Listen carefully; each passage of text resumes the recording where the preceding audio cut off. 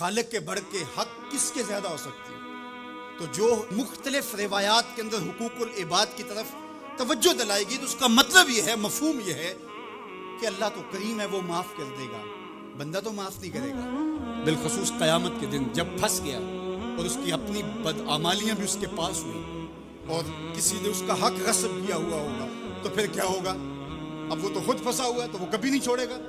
अब अल्लाह ताला किस तरह इस मामले का हल फरमाएगा कि ये शख्स जिसने हक खाया है, जिसने ज्यादती की है, तो उस दूसरे शख्स को अपनी नेकियां देगा। नेकियां लेने के बावजूद भी अगर वो पापी इतना बड़ा है कि अभी भी काम नहीं बनता और उसके ज़म्मे कर्ज भी बाकी रह गया, तो फिर ये उसको अपने गुनाह देगा। तो अब क़यामत के दिन कौन छोड़ेगा? जहन्नुम की दहकती हुई आग सामने होगी और एक बंदा फंसा है और ये भी फंसा हुआ है, तो इसकी जान उसको अपने गुनाह दे के उसकी नेकियां लेके छूट रही है, तो वो कैसे माफ करेगा? वो नहीं माफ करेगा।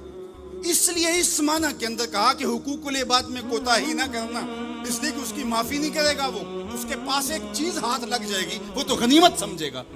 तो इसका ये मतलब भी कहीं नहीं है कि बंदे के हक कहीं गालिब और ज्यादा हैं, अल्लाह के हक कम है। जो हक बंदे का अल्लाह पर है, अल्लाह ने तो पैदा किया है। अल्लाज़ी खालका का फसव्वा का फ़अदलक, कहा तेरे हक मेरे ऊपर ज्यादा इसलिए कि मैं तेरा खालिक लगता हूँ। मैं आपसे पूछता हूँ, इस दुनिया पर, इस आलम रंगोबू में, इस मादी कायनात में सबसे ज्यादा आपके कंधों पर किसके हक हैं?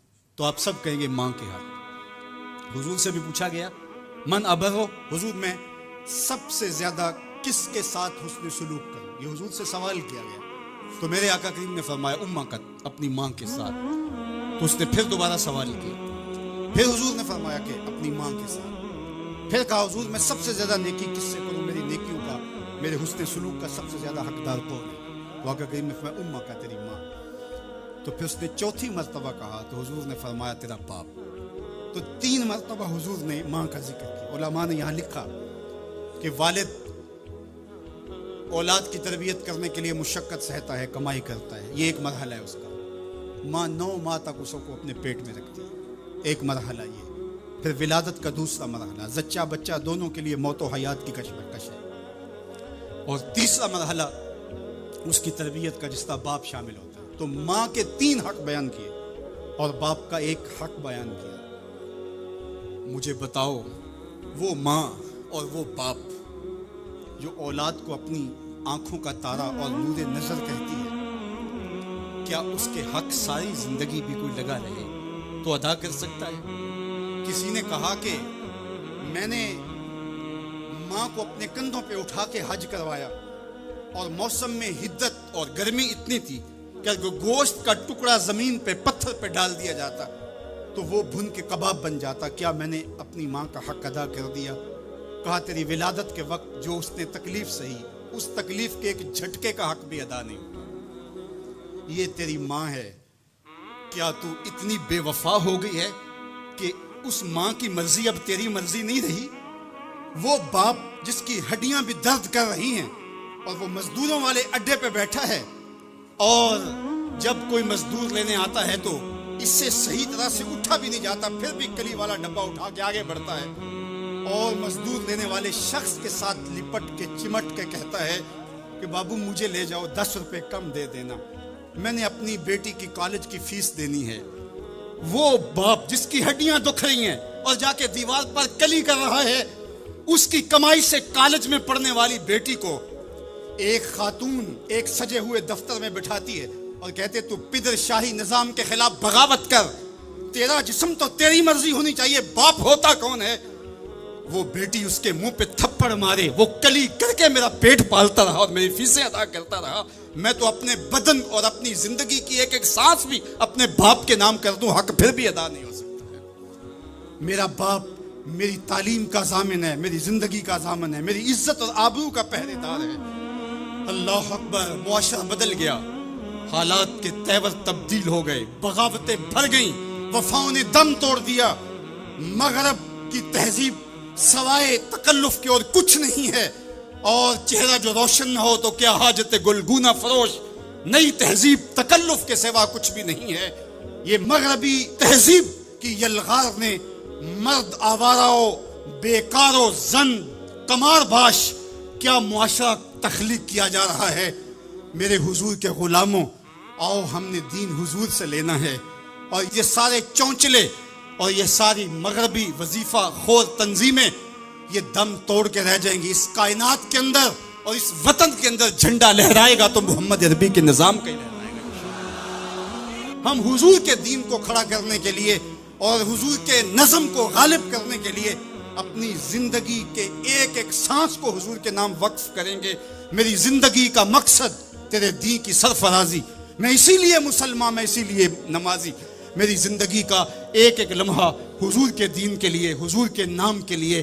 तो हुकूक वालिदैन के जो है वो बहुत सारे हैं। कहा तू उसके एक दर्द के झटके का जवाब भी नहीं दे सका।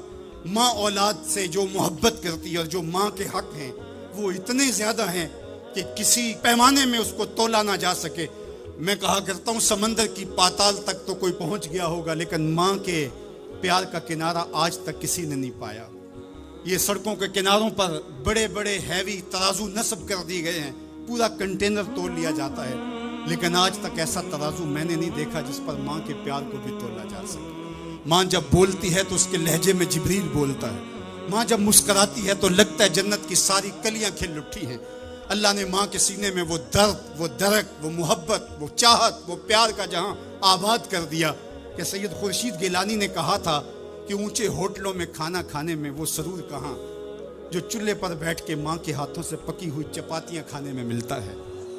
और कहा ऊंचे ऊंचे स्टेजों पे हजरत साहब, आली जनाब, मुफ्ती साहब, किबलाए आलम, क्या क्या लफ्ज सुनने को मिलते हैं, लेकिन इन लफ्जों में वो चाशनी क्या जो माँ की जुबान से ओए मिट्ठू और ओए बबलू के अंदर रखी गई है। माँ के सीने में तड़पती हुई ममता और मोहब्बतों का जहां, इसकी कोई मिसाल ही नहीं है। माँ को इतना प्यार क्यों है और सारी जिंदगी माँ के हक अदा करता रहे फिर भी हक अदा ना हो, क्यों? इसलिए कि माँ ने जन्म दिया है। यही जवाब है ना आपका कि माँ इतना प्यार इसलिए करते, उसके हक कितने हैं कि मेरे हुजूर ने कहा फिर माँ, फिर माँ, फिर माँ। इतने हक क्यों हैं? इसलिए कि उसने जन्म दिया है। मेरे जुमले को बार बार आपने सुना होगा, फिर सुन लीजिए। जिसने जन्म दिया है उसको इतना प्यार है और उसके इतने हक हैं, तो जिसने खलक किया है उसको कितना प्यार होगा और उसके कितने हक होंगे। तो अल्लाह के हक गालिब हैं। तो ये जो हुकूकुल इबाद की तलकीन की जाती है तो इसका मफहूम ये है कि इसकी माफ़ी नहीं होगी। इंसान इंसान है, नहीं माफ़ करेगा, वो करीम है, माफ़ कर देगा। तो इसका ये मतलब कभी भी नहीं निकलता कि जो है वो अल्लाह के हक कोई कमज़ोर है और मखलूक के हक गालिब हैं। हमारे ऊपर सबसे बड़ा हक हमारे अल्लाह का है, फिर रसूलुल्लाह के हक है, फिर उसके बाद हमारी माँ के, हमारे बाप के, हमारे मुर्शिदों के, हमारे उस्ताद। हम एहसान फरामोश लोग नहीं हैं। हम जिसका भी हक हो उसको पूरा करते हैं। मौला कायनात सैयदना अली मुर्तज़ा फरमाते हैं, जिसने मुझे एक हरफ भी पढ़ाया उसने मुझे अपना गुलाम बना लिया। हम थोड़ी सी इज्जत मिलने पर आंखें सर पे नहीं रख लेने वाले लोग। हम एहसान फरामोश नहीं हैं कि कभी बाप को पिदरशाही निजाम के साथ मुस्तरद करें, कभी माँ के चेहरे पे लात मार दें कि तुम कौन होती हो मेरी जिंदगी में मुदाखलत करने वाली। हम तो रिश्ता भी करना होता है तो बूढ़ी दादी अम्मी से भी पूछते हैं, जब तक वो हाँ नहीं करती तो घर के अंदर माहौल ही नहीं बनता है। हमारा दीन, हमारा कल्चर, हमारी तहजीब, हमारा तमद्दन हमें ये सिखाता है, लैसा मिन्ना मल्लम यरहम सगीरना वलम युक्किर कबीरना, जो छोटों के साथ शफकत से पेश नहीं आता और बड़ों के साथ जो है वो तौकीर से पेश नहीं आता। मेरे हुजूर ने फरमाया मेरे साथ उसका कोई ताल्लुक, कोई रब्त, कोई रिश्ता नहीं है। तो हमारा दीन तो हमें यही सिखाता है।